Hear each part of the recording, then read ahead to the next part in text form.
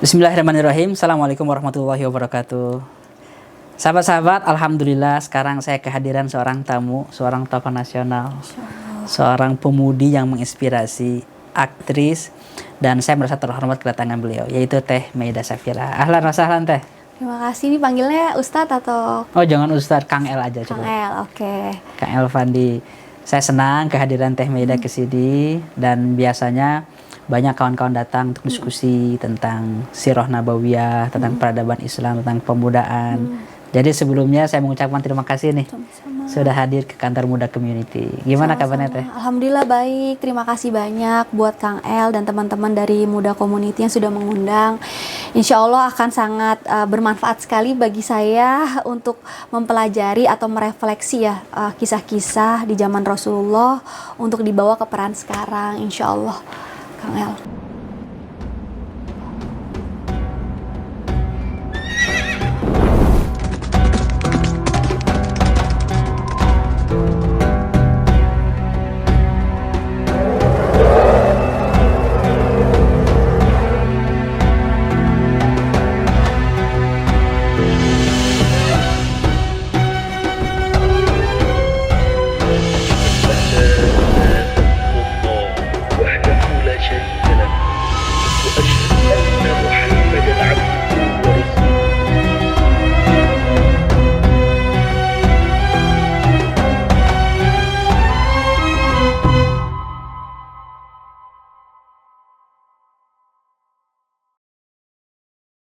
Alhamdulillah. Jadi Teh ini saya lihat dari dulu ya waktu saya kuliah di Mesir. Wah ini luar biasa, ada talent-talent baru yang mengisi inspirasi Indonesia dengan karya-karya Islam. Termasuk Teteh, saya ngelihat Teteh udah lama. Oh gitu. Saya malah pernah ikut kajian untuk kuliah di Salman waktu Kajian saya di masjid. di Masjid Salman. Oh gitu. Jadi saya pernah nonton Teteh waktu di TV. Saya Teteh juga pernah lihat Kang El waktu ada live di Salmannya. Waktu itu ada kajian tematik juga ya Kang ya. Iya, Suka. iya.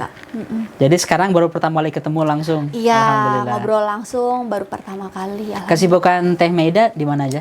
Sekarang sih lebih banyak di rumah ya Kang ya, karena saya punya anak yang umur 5 tahun sama 1 tahunan gitu ya. Terus juga ada bisnis yang dikerjain di rumah, sama mungkin sesekali acara off air ya, tapi mostly sih di rumah ya untuk ngejaga bocil-bocil ini gitu. Masya Allah. Jadi karir, dakwah, bisnis juga, sama Yang kepegang aja lah. yang kepegang. Nggak maksain kok sekarang mah, udah nggak seperti dulu ya, karena kan perannya juga bertambah dalam ya kayaknya. Kalau jadi ibu tuh tanggung jawabnya nggak hanya diri kita gitu, tapi ke anak-anak ini tuh kayak gimana gitu. Saya tuh kadang-kadang suka agak sulit ketika ditanya orang, sebutkan gimana contoh muslimah abad ini yang produktif, yang juga punya peran. Nyarinya susah.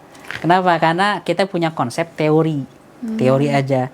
Tapi real muslimah yang berdampak berdaya itu ya jarang. Ya ketika ngelihat Teh Maidah, alhamdulillah ada beberapa peran yang dikerjakan. Sekaligus peran rumah tangga juga. Ya. Sebagai ibu. Gimana cerita Teh? Gimana Teteh mengimplementasikan keyakinan sebagai apa namanya pejuang Rasul lah, pejuang Islam antara keluarga dan juga urusan-urusan dakwah di luar. Pertamanya sih kita harus ngaji ya Kang ya. Jadi kita tahu bahwa di dunia ini kita harus fokus pada peran-peran yang krusial gitu. Karena kan sebenarnya hari ini tuh banyak sekali peran yang ditawarkan ya. Kita mau jadi influencer, mau jadi apa, tapi pada akhirnya semua itu harus mengerucut pada peran-peran yang krusial. Misalnya peran-peran wajib tadi ya, sebagai pribadi hamba Allah ya, sebagai anak, sebagai ibu gitu ya. Terus juga sebagai warga masyarakat gitu ya, jangan sampai peran-peran krusial itu malah tergeser sama peran-peran tambahan gitu. Karena dikerjain semuanya nggak cukup juga waktunya. Iya, makanya kenapa perlu ngaji. Jadi kita bikin skala prioritas gitu, mana yang jadi prioritas kita. Nah, karena kan nggak mungkin ya 24 jam kita ngerjain semua penawaran tadi gitu. Khawatirnya ada peran-peran yang utama itu malah tergeser gitu. Makanya di awal ngaji itu penting untuk memahami di dunia ini kita mau ngapain, dan memilih skala prioritas sehingga peran-peran utama itu bisa dijalankan dengan baik gitu. Apa aja fokus dakwah Teteh sekarang? Selain di keluarga ya, diri sendiri pasti ya, sambil ngasuh anak bukan berarti kita sibuk tapi lupa untuk mendidik diri ya, karena ternyata mengurus anak pun perlu ilmu ya. Iya, iya. Karena ilmu zaman orang tua saya mungkin agak berbeda ya dengan ilmu parenting hari ini, karena tantangan anak-anak yang tumbuh pada hari ini pun juga berbeda gitu. Jadi mau nggak mau harus belajar. Terus juga banyak ya makanan anak dan lain-lain. Terus juga kepada anak-anak ideologis di luar gitu ya. Anak ideologis. Iya, anak-anak ideologis. Dulu saya nunggu lama, Kang. Nunggu anak pertama itu sampai 5 tahun gitu. Oh. Tapi ayah, ibu, dan juga guru-guru saya bilang jangan sedih gitu, karena punya anak ideologis gitu. Nah, ini anak ideologisnya harus dijaga baik-baik gitu ya, sebelum Allah kasih anak biologis gitu. Jadi anak-anak ideologis ini mau nggak mau ya kitanya harus belajar ya, karena kita semua itu bisa menjadi role model bagi orang lain gitu. Makanya utamanya ke diri didik, karena apa ya, pancaran itu kan kayak Rasulullah ya, magnetnya begitu kuat ya, karena dari dirinya pun udah dipersiapkan dengan sebaik-baiknya gitu. Beliau kan nggak berniat ya untuk menjadi influencer bagi orang sampai sekarang gitu, tapi karena pribadinya memang mempersiapkan diri sebaik-baiknya dengan peran yang Allah kasih, sehingga cahaya itu bisa kerasa sampai sekarang. Nah, harapannya sih bisa begitu ya, dengan mendidik diri, fokus terhadap peran-peran utama tadi, kemudian mengisi ya, berjumpa dalam kerangka untuk saling menasehati dalam kebaikan, itu bisa menjadi tabungan lah, Kang ya, karena Ya, kan betul. hidup ini singkat ya. Tapi yang singkat ini jangan sampai dianggap sepele gitu. Nah, itu dia yang saya sering ingin cari model itu, model akhwat muslimah yang bisa membawa nilai Islam tapi dengan karya langsung, dakwah ke masyarakat, terjun, punya karya konkret. Apalagi di karya seni itu saya dengar sulit, struggling di dunia modeling, entertainment.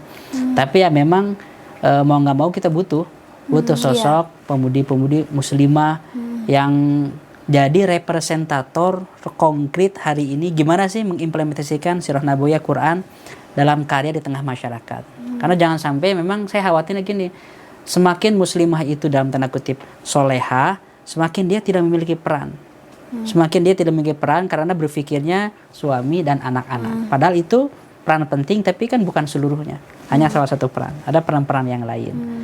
Nah, terus ketika Teteh mulai mengenal ya tema-tema sirah nabawiyah, mengenal kajian-kajian muda juga, gimana tuh kesannya itu? Apa yang paling Teteh rasakan ketika mempelajari sirah nabawiyah? Dari POV saya sebagai muslimah ya, karena kan dibalik laki-laki yang tangguh itu ya, para sahabat Rasulullah yang segitu banyak itu pasti punya pendamping yang luar biasa juga gitu. POV-nya kan gitu ya. Kok laki-laki ini bisa tuntas ya mengerjakan pekerjaan di luar. Mereka ikut berperang sama Rasulullah, berdagang, kemudian menjadi pemuka masyarakat.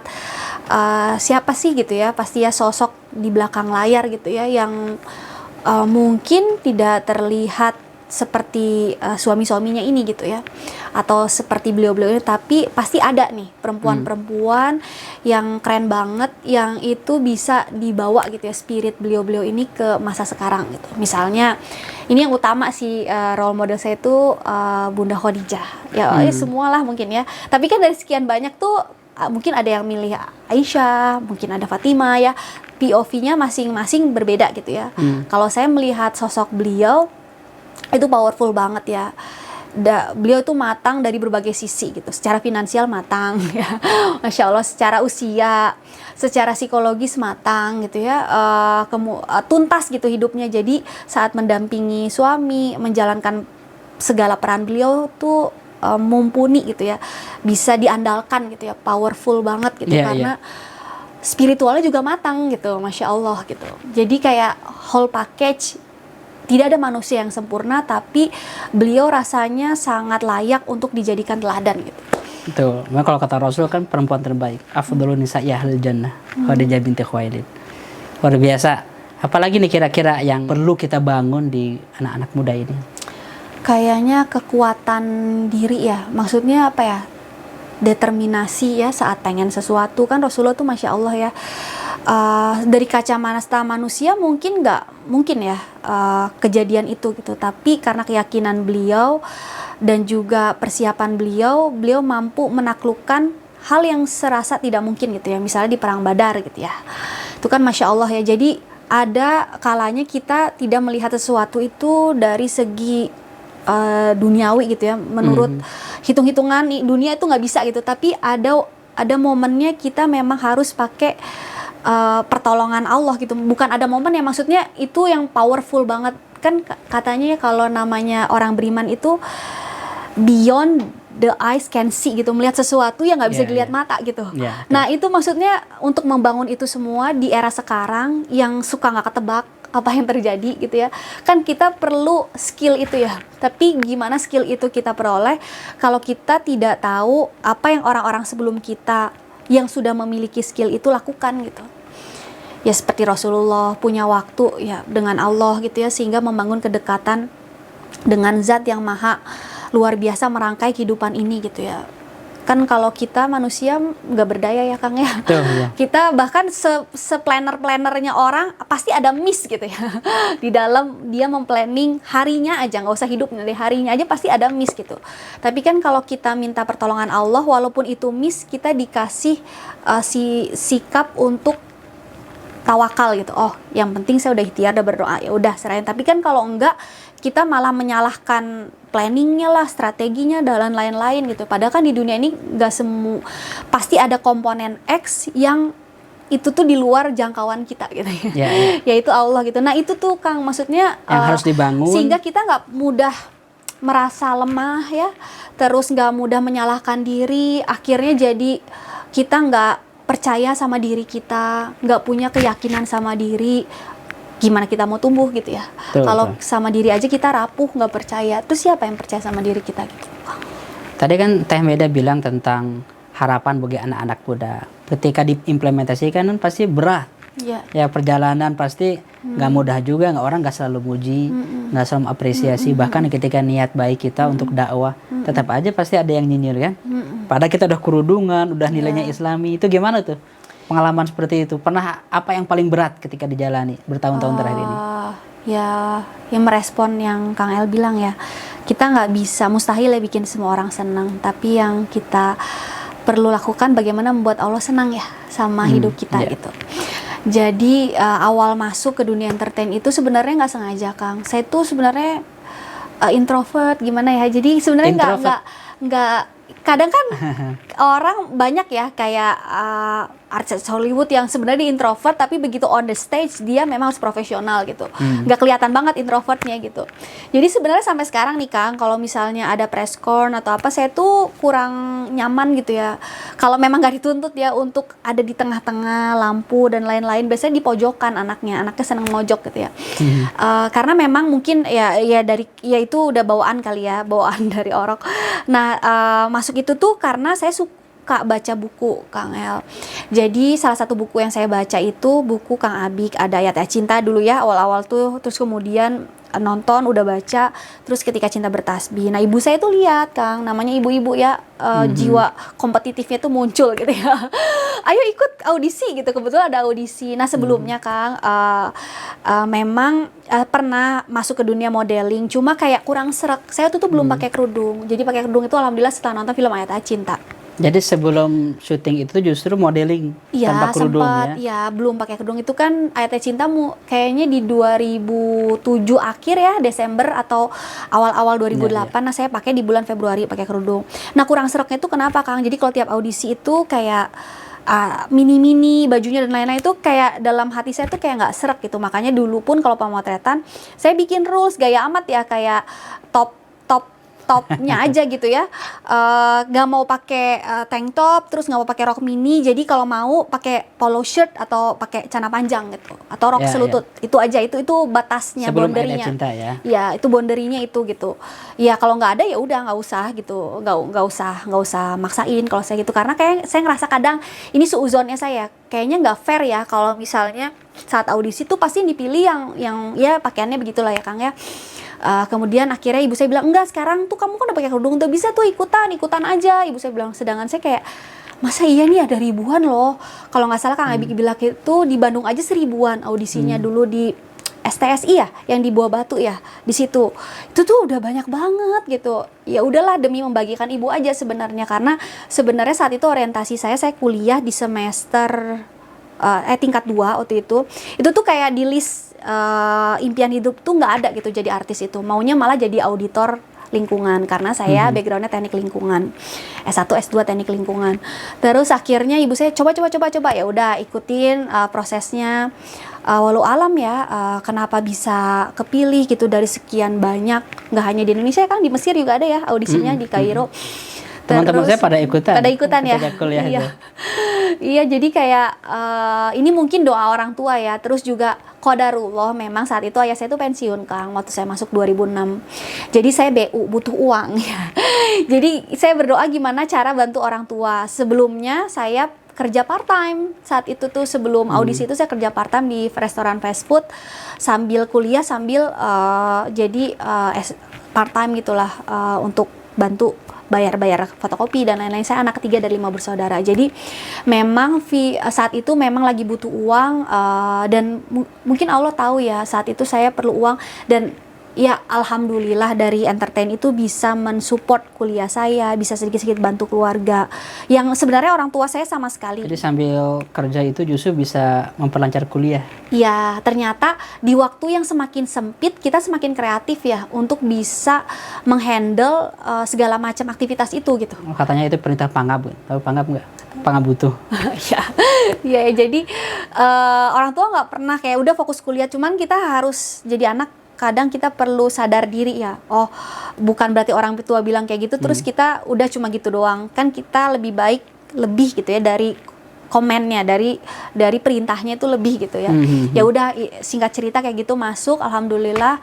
Dan kalau tadi bilang lika-liku, sejujurnya gitu ya, ibu saya tuh selalu ngajarin Kang, jadi kalau keluar rumah niatkan 2, pertama niat menolong agama Allah, yang kedua niat untuk menuntut ilmu. Jadi ternyata alhamdulillah sekian banyak, saya dari 2008 sampai sekarang ya. Ya meskipun sekarang nggak selalu ada gitu ya di layar kaca misalnya. Tapi alhamdulillah dari 2008 sampai sekarang tuh berapa ya? Lebih dari 10 tahun lah ya pokoknya, udah belasan tahun kali ya. Kalau dihitung itu nggak pernah ketemu yang aneh-aneh. Alhamdulillah. Karena kan Bu Hamka pernah bilang ya, kita kan bertemu dengan apa-apa yang kita cari. Ya. Betul. Jadi mungkin karena orang tua selalu ngingetin 2 niat itu, jadi nggak pernah ngelihat orang yang mohon maaf pergaulan bebas, narkoba, minum alkohol pun saya nggak tahu sampai sekarang baunya kayak gimana, dan yang segala macam aneh-anehnya. Karena saya datang ke tempat kerja untuk bekerja, untuk menafkahi diri ya, untuk keluarga, terus untuk belajar. Udah, itu aja yang ketemu. Jadi di lingkungan yang kata orang itu banyak fitnah pun, alhamdulillah Allah jaga. Alhamdulillah Allah jaga sampai sekarang. Karena yang Teh Maida fokuskan itu bukan hal-hal yang aneh. Jadi ketemunya juga hal-hal yang alhamdulillah, jadi nggak pernah ketemu yang macem-macem.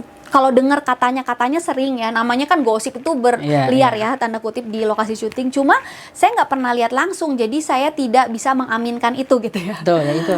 Karena saya sering dengar gini, orang-orang itu menghindari tema-tema entertainment. Dakwah di situ banyak syubhatnya. Kita nggak bisa berdakwah, justru akan ke bawah-bawah. Mungkin mereka belum melihat aja peluang-peluang yang ada. Jadi orang udah pesimis duluan. Akhirnya kadang-kadang yang bikin saya kadang-kadang sering jengkel ya, orang tidak punya obsesi besar untuk dakwah, udah pesimis duluan. Dicoba aja belum. Akhirnya umat Islam semakin pintar, semakin soleh, semakin menjauh. Akhirnya orang-orang yang tidak soleh lah yang mengisi ruang-ruang entertainment, ruang-ruang media itu. Kan rusak jadinya. Kita hanya bisa komplain, kita hanya bisa bilang kita kurang sosok, figur. Tapi yang bisa jadi figurnya nggak masuk gitu. Nggak membawa nilai Islam. Kan memang nggak bisa kita 100% ya sempurna gitu dakwahnya, tapi setidaknya kita ikhtiar sesuai peran masing-masing. Betul, Kang. betul. Sama ada satu lagi Kang dari Sirah Nabawi yang mungkin karena ibu saya kan suka baca ya, jadi suka ngasih buku, terus mungkin itu jadi teresap ya, ada challenge-nya Kang, nggak selalu yang saya bilang tadi itu oke, saya mungkin nggak ngeliatnya macam-macam, tapi di skrip gitu ya, waktu itu saya berada di luar tim, bukan Kang Abik. Kalau insya Allah kalau Kang Abik beserta timnya itu insya Allah sangat menjaga sekali ya lawan jenis itu seperti apa. Tapi di skrip itu hari pertama ini saya benar-benar baru, nggak pernah ketemu tim ini, sutradaranya benar-benar baru, pokoknya baru banget. Karena kontrak kan kita nggak bisa milih, oh saya nggak mau, saya maunya sama Kang Abik aja, nggak bisa ya Kang ya, karena kita udah kontrakan production house, harus profesional. Ya udah saya datang, ternyata hari pertama itu scene pertama saya harus jatuh, adegan standar lah ya di sinetron romance gitu ya, kaget pelukan ya. Terus saya aduh gimana ya, udah masa introvert, saya mau ngomongnya gimana gitu, nih orang ini pada baru semua gitu ya. Cuma saya punya beban moral gitu ya, karena pertama moral ya pasti sama orang tua ya, selain sama Allah ya, sama orang tua, sama guru-guru saya yang sudah menghantarkan saya sampai sekarang, dan terutama sama diri saya gitu ya. Kalau saya menjalankan ini berarti saya munah banget dong ya gitu ya. Jadi saya bohong banget gitu, hanya karena uang. Jadi saya tuh udah bilang, ya Allah, kalau memang saya bukan tidak ditakdirkan di sini, saya akan sampaikan bahwa saya tidak bisa melakukan ini. Tolong bantu untuk mereka paham alasan saya. Karena kadang orang bukan yang nggak mau bantu, tapi nggak ngerti kenapa kok kita nggak mau gitu ya. Kan Allah yang maha membolak-balikan hati ya. Jadi saya berdoa sama Allah, tolong kasih paham mereka gitu ya, bahwa saya tuh bukan saya menolak, tapi ini tidak sesuai prinsip saya gitu. Karena barangkali mereka pun baru belajar ya Kang, kita kan gak bisa memaksa orang untuk semuanya sama kayak prinsip kita, semua ada prosesnya ya. Terutama beliau-beliau ini yang lebih senior. Akhirnya saya ingat ajaran orang tua, guru, kalau kita nasihatin orang itu jangan saat banyak orang, karena marwahnya itu akan terganggu gitu ya. Apalagi yang saya hadapi ini sutradara tokoh senior ya, profesional top banget Kang di sitkom. Sutradaranya saya nggak bisa sebutin ya, nanti ketahuan orang yang mana ya, tapi beliau tuh Masya Allah baik banget ya. Jadi saya ngelihat, oh lagi break nih, lagi break, terus beliau lagi sendiri, satu lagi soundman, ya biasalah 11 sutradara, soundman lagi ngotak-ngatik si alatnya gitu ya. Terus saya samperin, emang lagi sepi banget, orang-orang pada makan gitu ya. Terus saya samperin, Pak, saya boleh ngobrol nggak, mau nanya, saya bilang mau diskusi. Oh ya Maida, ada apa gitu. Mohon maaf Pak, saya tadi lihat di scene akan diambil, jadi scene saya diambil setelah makan siang. Ada adegan saya kaget, terus saya pelukan sama lawan jenis. Terus bapaknya bilang, iya terus gimana Maida, kata gitu. Terus saya bilang, mohon maaf Pak, saya sepertinya nggak bisa ngelakuin ini, karena gini Pak, menurut Bapak nih, kira-kira kalau ada wanita berkerudung gitu ya, terus dia tiba-tiba pelukan sama lawan jenis, etis nggak ya Pak gitu. Terus bapaknya, iya ya, aneh ya, kok yang berkerudung peluk-pelukan, katanya gitu. Jadi boleh nggak ya Pak kira-kira adegan ini, beliau nanya. Terus jadi Maida maunya gimana? Saya sih akan ikut arahan Bapak asal saya tidak berpelukan. Dicarilah alternatif. Dicari alternatifnya sama beliau. Jadi ternyata setiap scene itu kan punya makna ya Kang. Ada scene-scene jagoan gitu ya di dalam satu episode gitu ya. Nah scene jagoan ini harus memenuhi harapan, ekspektasi sutradara dan penulis skenario ya. Mungkin di scene ini harapannya chemistry, romance dan lain-lain. Nah jangan sampai itu ternodai gitu. Bukan berarti itu dihapus scene-nya, ya kan enggak ya, karena dia akan menghilangkan ruh dari serangkaian episode itu gitu. Akhirnya beliau ganti, tetap dapat romansnya. Saya kaget di sikuan gitu lah, standar ya, sikuan gitu. Jatuh supaya dapat romansnya, pegang buku, barang-barang ngangkatnya. Dapat juga kan ya romansnya ya. Ternyata saya ingat, oh ternyata Rasulullah itu begitu menerima firman dari Allah, nggak langsung kamu lakuin ini, kamu lakuin ini, enggak kan ya Kang? Tapi proses bertanya, menurut kalian bagaimana gitu ya. Jadi ternyata membaca sirah itu mau nggak mau teresap ya, wallahu alam ya. Dan juga mungkin doa orang tua, insya Allah pastinya doa orang tua, dan juga berdoa sama Allah. Ya natural aja tiba-tiba kebayangnya diskusinya bentuk pertanyaan. Andai saat itu mungkin ya saya langsung bilang nggak boleh Pak, dosa. Mungkin beliau akan reject ya. Belum tentu mau ya. Reject, atau saya mungkin besok nggak syuting lagi, padahal saya BU ya, butuh uang gitu ya. Tapi di reject, nggak dipakai lagi. Dan itu ternyata nggak terjadi sekali Kang di sinetron itu. Ada kesempatan lagi, itu adegannya juga sama sentuhan. Sampai saya pingsan, harus digendong. Itu nggak lama itu kejadiannya, padahal tuh harusnya ya secara logika tuh udah tersiar gitu ya bahwa ini nggak bisa gitu, tapi ternyata ada peluang lagi untuk pingsan. Mungkin ini Allah menguji ya, kira-kira saya konsisten nggak. Ternyata alhamdulillah saya bilang saya maju nih ke Astradanya, karena kan sinetron itu kan banyak sekali Kang di belakangnya gitu, jadi ada beberapa tim, gak semuanya sutradara tuh in charge, jadi beliau mewakili sama asisten sutradara. Nah saya nyamperin, oh ya udah tahu Mida, kamu pasti mau protes ya, kata gitu ya.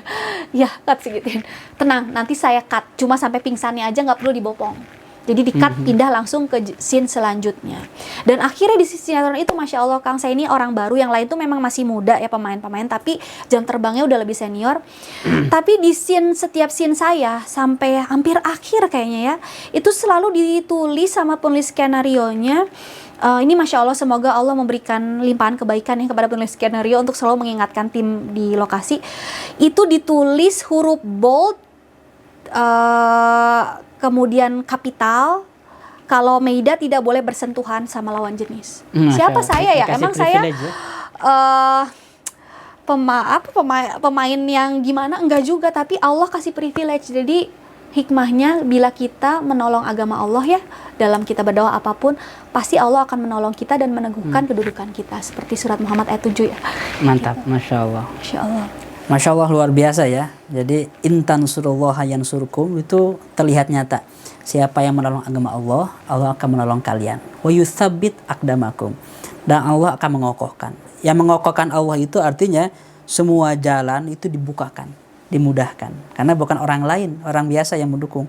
Yang mendukung adalah Tuhan langsung. Sehingga ketika melihat ayat ini dan mendengar ceritanya, langsung terbayang bahwa ternyata betul ya, implementasi dari menolong agama Allah itu terlihat dari kemudahan-kemudahan seperti yang tadi Teh Meida rasakan. Mau nanya Kang, kan alhamdulillah saya dikasih kesempatan untuk bersentuhan dengan sirah nabawiyah, baik sebelum dan sesudah ketemu Kang El ya, alhamdulillah. Nah bagaimana ini bagi muslimah lain memahami gitu bahwa peran itu nggak hanya satu jenis. Khawatirnya nih, kalau Kang Meida entertain enak bisa peran gitu, kadang orang kayak gitu tuh Kang, tapi sehingga mereka mengecilkan peran yang lain gitu. Iya. Kalau nggak di depan layar tuh bukan peran gitu, ibaratnya gitu ya. Kemudian yang kedua, sekarang bagaimana muslimah harus merespon, karena ternyata di dunia sekarang tuh banyak normalisasi maksiat. Menarik, kenapa? Karena orang itu akan terpengaruh oleh siapapun yang dia kagumi. Jadi salah satu kebutuhan kita menghadirkan sosok Nabi dengan cara yang kreatif, accessible for public, mudah untuk diserap oleh segala usia. Karena biasanya Teh akhwat itu mimpinya hilang setelah menikah, setelah punya anak. Mimpi saya buat anak aja, buat suami. Ya kalau itu pilihan boleh. Kita semua akan dihisap individual. Maka kita semua harus punya planning di depan Allah akan ngomong apa sebagai perempuan. Konsepnya itu kalau segitiga itu di atasnya Allah, setiap orang itu mengembangkan dirinya ke atas menuju Allah, dia akan ketemu dengan orang-orang yang sejenis. Jadi mau tidak mau, jumlah orang-orang yang berbicara, speak up tentang kebaikan, tentang nilai-nilai yang mulia itu harus banyak. Sehingga nanti yang mendominasi media sosial, konten, yang notabene akan masuk ke pikiran anak-anak muda, itu mulai nanti terimbangi. Kenapa orang menormalisasi? Ya gak kuat. Setiap hari dia bombardir dengan konten bahwa ini normal loh. Kalau kayak gitu saya menyebutnya orang-orang yang apatis dan egois dengan kesolehannya. Kaidah yang kedua, kata ulama usul fikih, al-ajru ala qadri masyaqqah. Tingkat pahala itu makin tinggi sesuai dengan tingkat kesulitan. Jadi memang berat, tapi insya Allah pahalanya gede. Insya Allah.